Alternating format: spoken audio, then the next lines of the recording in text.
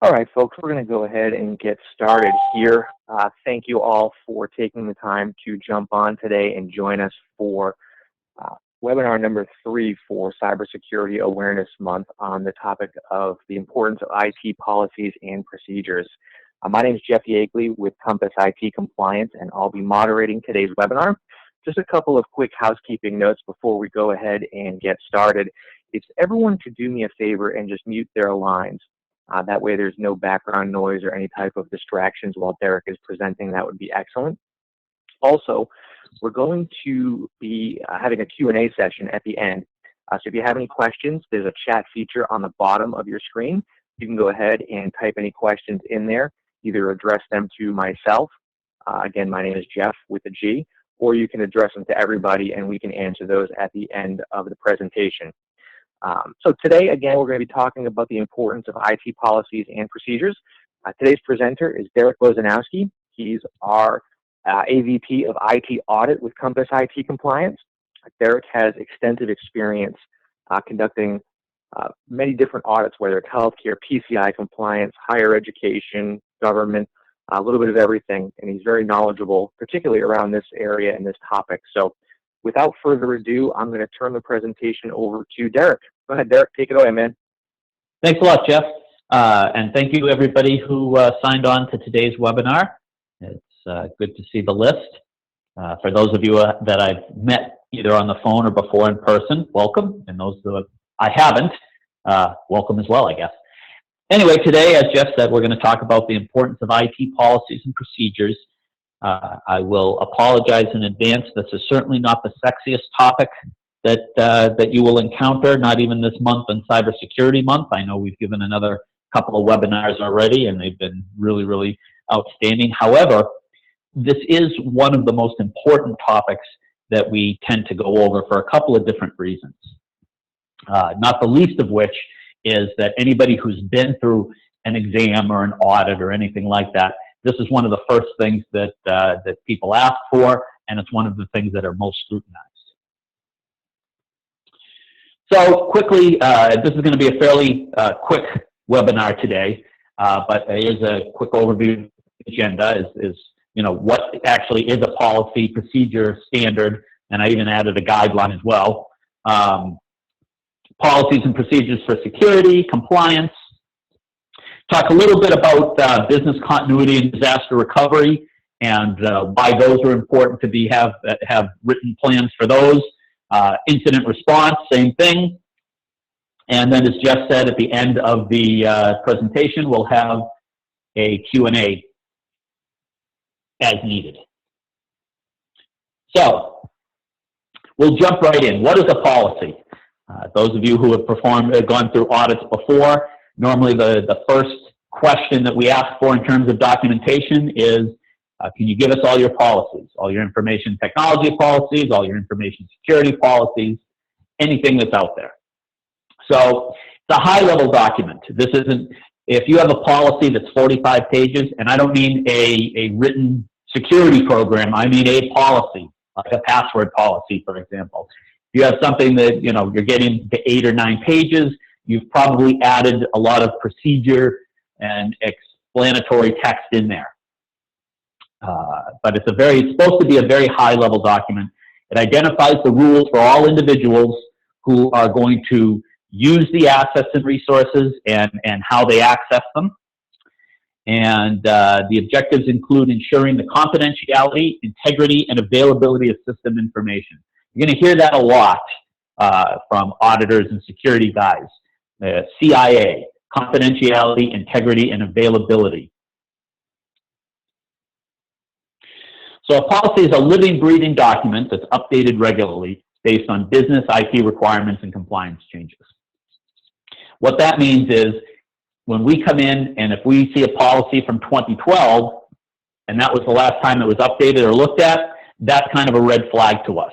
There may be no problem with the policy. It may be a perfectly good policy and doesn't need any changing whatsoever. However, if we see that no one's looked at it in that time, that shows us that people may not be paying attention to the policies and procedures that are out there. What should be in the policy? It should contain objectives, scope, goals, and responsibilities for both compliance and non-compliance. And that last little part, compliance and non-compliance, a lot of regulatory bodies at this point want what they consider a sanction for violation of policy. Very, very easily explained is that violation of this policy could result in disciplinary action, including suspension up into termination. Something very, very easy like that. But the ultimate goal is to ensure discipline and compliance. And I don't mean not in a bad way, not discipline as people aren't doing things right, discipline is in consistency. Examples of policies: acceptable use, email and internet policy, disaster recovery policy, which is different from the disaster recovery plan, but we'll talk about that in a little bit. The difference between a policy and procedure, on the other hand, is the procedure is where the rubber hits the road. And a procedure, many of you are familiar with those, step-by-step instructions on how to implement the various policies that are out there. So the perfect example of this is how to change somebody's password. Now, hopefully, you won't need a procedure on this, but we kept it as simple as possible. So if you have to change your password, type the old password and the new password twice to go in and reset your password. Procedures are usually not approved at a senior team or board level. They're day-to-day instructions on how to get the job done.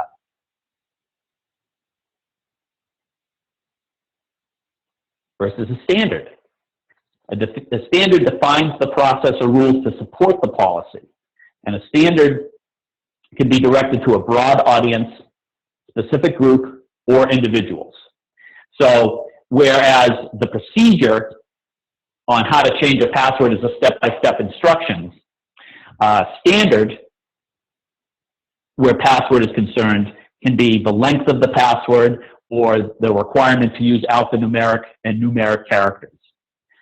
Now, as you can see, we'll go through guidelines as well, but there's a lot of similarities between some of these. And there's a little chart after this that may help a little bit. Finally, what is a guideline? And a guideline is advice on how to handle a certain situation.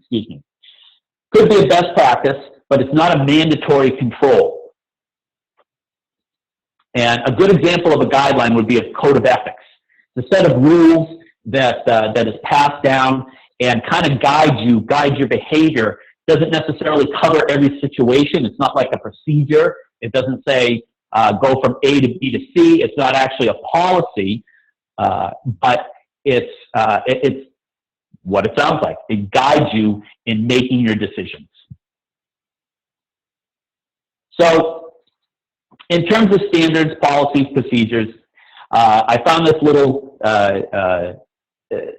graphic that is kind of nice, and it goes from the top down. Usually, you start with policies, and to develop all of these, you need the policy in place first. So the policy talks about issue and scope, and it's why do I need to do this. The standard is a step above that. Usually, policies and standards kind of mesh together quite a bit. When we go to an organization, we'll usually see policies and procedures. Sometimes people call them standard operating procedures, but that to me is a procedure in and of itself. Then you get into, after the policy level, you get into what is required, how do I do it, and how do I do it kind of handles procedures and guidelines. The procedure is the proper step to take. Guidelines will provide additional recommended guidance, not a step-by-step instruction.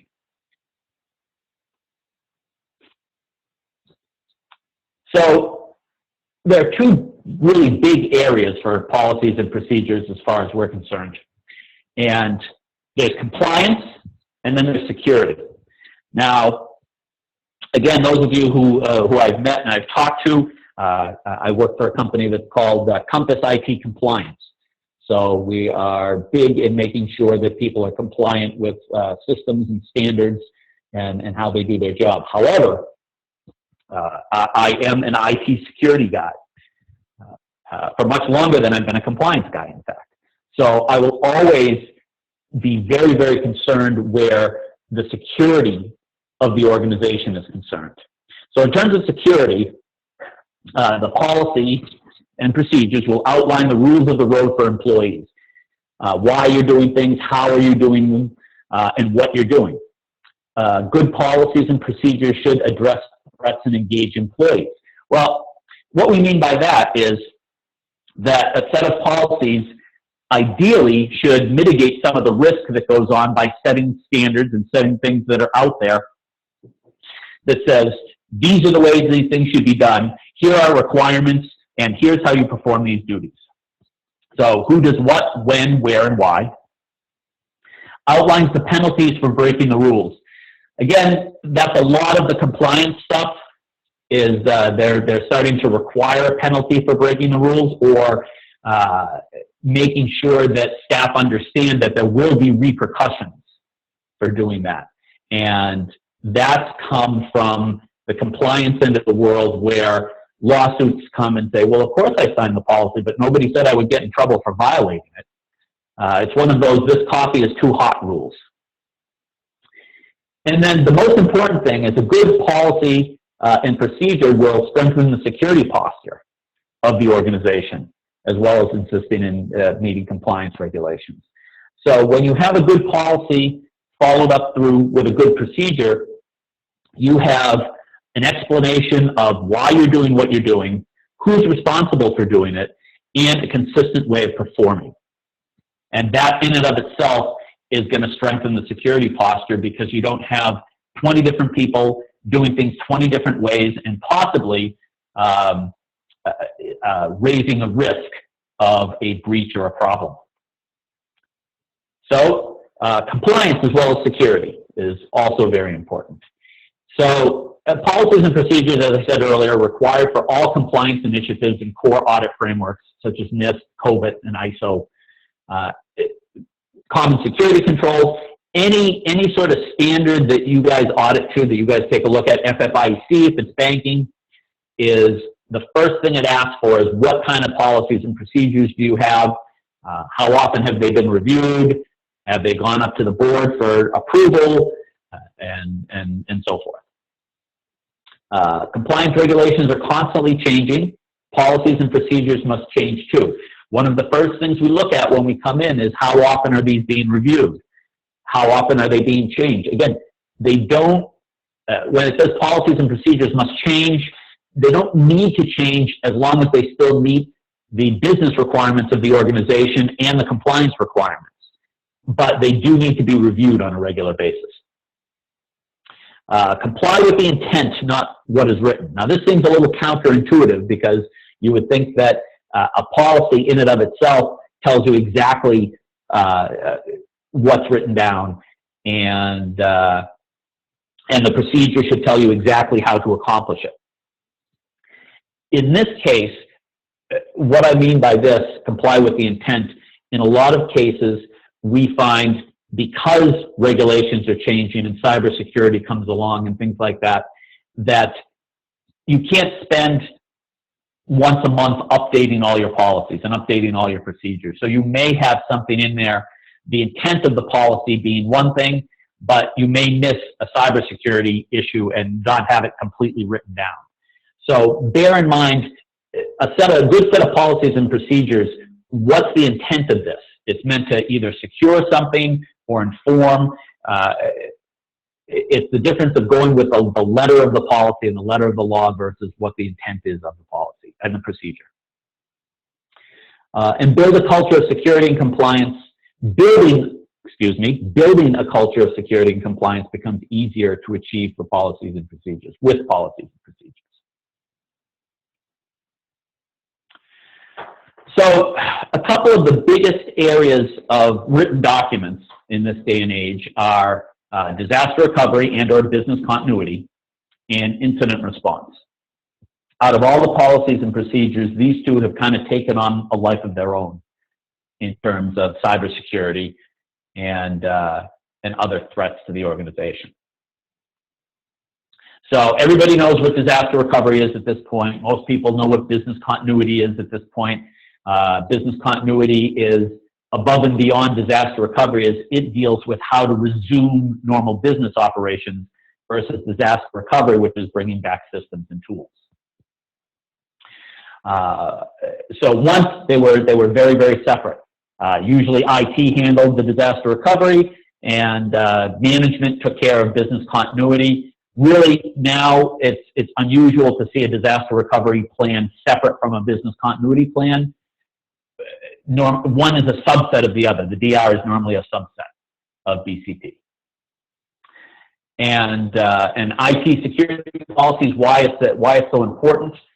Business continuity and disaster recovery deal with the availability of the organization's information. So there's the CIA again.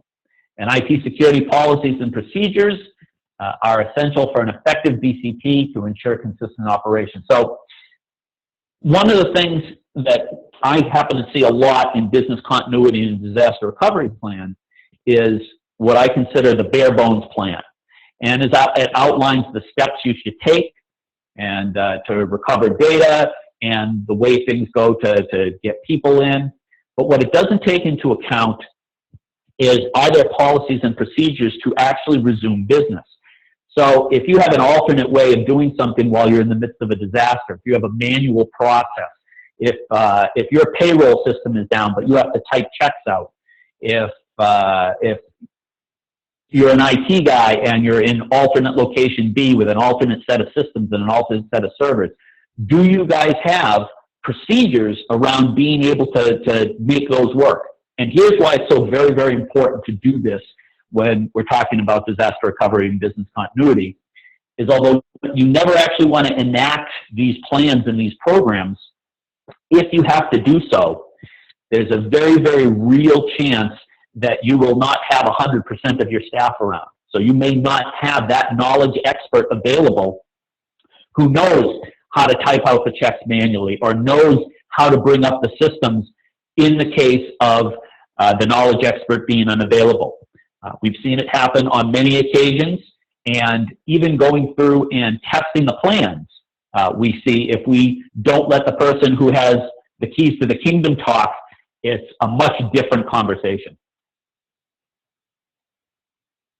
So that brings me to the last point of business continuity and disaster recovery. In most policies and procedures, you don't test the policy or the procedure. Now, you know the procedure works because it should be a way of doing your operations. So if you have a non-working procedure, you fix it, you throw it away and do it. This is the closest you're going to come to that kind of statement: test, test, and test again. I shouldn't say no one.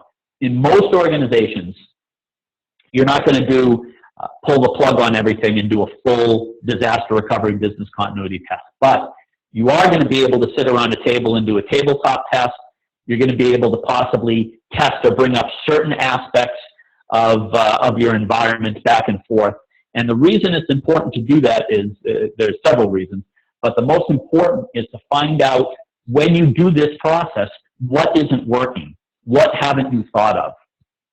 We've done DR tests before, and it's been enlightening when you find 18 or 19 things that you didn't anticipate and didn't work as part of the test, and then you go and run the same test the next year, and all of a sudden the test has gone from 8 hours down to 4 because you've written down all the things that didn't work the first time and gone through. So from a having that testing framework and moving forward and implementing that into the plan, keeping the plan up to date and current, is critical for the organization. So what goes hand in hand with business continuity, as well as disaster recovery, is incident response.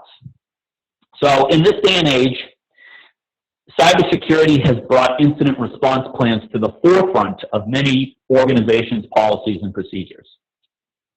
This is one of the things that we're working on more than anything else in this area currently. So steps in incident response, and you can call them different things, but basic steps are prepare, identify, contain, eradicate, and review. So in a nutshell, if an incident should occur, how do you identify the incident? How do you know what it is? How do you stop it from happening? How do you remove, if it's a ransomware, how do you get rid of it, for example? And how do you get back to normal operation? And will you do the review? So incident response basically outlines how you will respond to a security breach or attack. Could be an external one. It could be an internal one. And in this case, IT security policies and procedures are protecting the confidentiality of the data. And although that's bolded, certainly the availability and the integrity go hand in hand. What we're seeing more and more for incident response is I'm starting to consider incident response a level 1, and with disaster recovery and business continuity being a level 2/3. And what I mean by that is a lot of security people and a lot of frameworks are starting to look at incident response as almost a precursor to declaring a business continuity event. You have and a perfect example of this is a ransomware attack. If you have a ransomware attack that you cannot nip in the bud before it compromises the majority of your systems, well, at that point, hopefully you have really, really good backups and you're restoring from backups and you're in a disaster recovery mode. If you don't have really good backups and you're doing additional scrambling and having to go to manual systems and alternate methods, well, then you're in a business continuity plan. So the incident response is critical in doing that triage assessment before you get over to the next steps. So security policies and procedures obviously are required for incident response and the steps outlined above. The reason I say test, test, and test again on this screen, kind of for the same reason. We run incident response tests all the time. They are tabletop tests. We don't usually introduce ransomware or viruses or Trojans in. We do not hack into the network by nature. However, when we have a group of people around and we give them these scenarios, it's very, very interesting to see what is found and what isn't found and what is decided to what we communicate to each other and who's going to take the roles. So these are all things to consider. Out of all the policies and procedures that we look at these days, incident response and disaster recovery are probably the two biggest. There are a lot of governance ones that are very, very important. I don't mean to say that if you have these two and you don't have any of the others, you're okay. But right now, where the majority of the focus is happening is on incident response and business continuity, especially if you happen to be a vendor who is holding data for other people. So why are policies and procedures important? Estimates say that 1 in 3 companies have a written information security program, a WISP. They're important because without them, how do the employees know what the rules of the road are? If employees leave or join the organization, there are a standard set of rules. So you're not spending your time training over and over and over again on how to do a task and what they understand. And it helps ensure that work is performed consistently. If you do things the same way over and over and over, it lowers the risk significantly of an aberration entering. 1 in 3 organizations do not know if third-party providers have IT security policies and procedures in place. Like I said just a minute ago, you can't expect your employees to know how to protect your data without training and guidance. I'm a security guy. I'm paranoid by nature. I come in and I ask questions and I look around and I try never to save anything in bad places. But that's not going to be the case with most of the employees. Most of the employees want to do the right thing, but they need to be educated on how to do the right thing. As well as security awareness training and training in general, policies and procedures are how you train the employees and how you guide them to do their jobs. So from an IT standpoint, you're protecting the outside of the network. Nobody can get in. We have firewalls, we have alerts, we have bells and whistles and alarms. But from the inside of the network, the policies and the procedures that prevent people from turning on things that shouldn't be turned on, making mistakes in their processing, doing a job the way that they think it should be done rather than the way that your company has vetted out the best way and the most secure way to do it. So a couple of quick and dirty resources. We have SANS, which is the 900-pound gorilla of security resources. The InfoSec Institute, which is a great resource for policies in general. And then, of course, Compass, which is us. And you can certainly look at our website and read our blog, where we will have many of these tips and many, many more in addition to that, including all the different webinars that we put on for you guys. So that is my presentation. I actually went a little bit longer than I expected to. My name is Derek Boczenowski, and thank you very much for your time this afternoon. Awesome. Great job, Derek. Thank you very much. Appreciate you taking some time here. Folks, just a reminder, if you guys have any questions, feel free to throw them in the chat feature on the bottom of the screen, and we can get to those. Derek, we do have a couple of quick questions here that I think, based on your expertise, should be pretty easy to answer. So we'll go through a couple of those real quick here. The first one that we have is it okay to have a policy and a procedure in the same document? Sure. We do see that quite a bit, especially in smaller organizations. There's nothing to say that it can't be in the same document. The important thing is that you have the policy, which outlines what you should be doing, the procedures, how you should be doing it. The one drawback to that is that if it's a set of policies that have to get approved or reviewed or signed off on, every time you make a change to a procedure, you may need to recertify the policy. So there's nothing against doing it, and I see it probably maybe 30% of the time when we go in, but a best practice would be to separate them if you can. Okay, excellent. This next question is a good one too, and you alluded to it in your presentation a little bit, but how often should the policy and procedure be updated? I know you mentioned that was a red flag if you saw one from 2012, so you can kind of talk through that a little bit. Sure. In most cases, this comes from if you're auditing to a certain framework. Best practice and several of the frameworks say that there should, at the very least, be an annual review of the policy. Again, they don't have to change necessarily, but someone should be looking at them on a regular basis. Procedures, you make a change to a procedure when you change the way you're doing the job or the task. There's no, if you're doing the job identically for the last 5 years, you change it when you change the job. Policies, again, you could have a policy that's perfectly good for 5 years. However, from an audit standpoint, what we want to see is someone looked at it and signed off on it every single year that it is still exactly the way the organization wants it to be. Gotcha. Perfect. Makes sense. All right, last question here, I believe, unless we get any last-minute ones that come in from folks, is what's the difference between a disaster recovery policy and a disaster recovery plan? So, yeah, we encounter that quite a bit as well. Most cases, we'll see the policy right in the plan itself, but a disaster recovery policy really can be as simple as Organization X has a disaster recovery policy in that it outlines when the plan will be tested, who's a part of the plan, is there a charter for it, how the plan is going to work, things like that. Where the actual plan, think of it as the procedure. The disaster recovery plan is going to be the steps that you take and the actions that you perform as when you've declared a disaster. The importance of the policy shows it's a guideline basically on how to administer the plan, if that helps. Oh, that makes sense. Perfect. I think those are the questions that we have, so we're going to wrap up here, folks. I want to, again, Derek, thank you for taking the time to present to us today.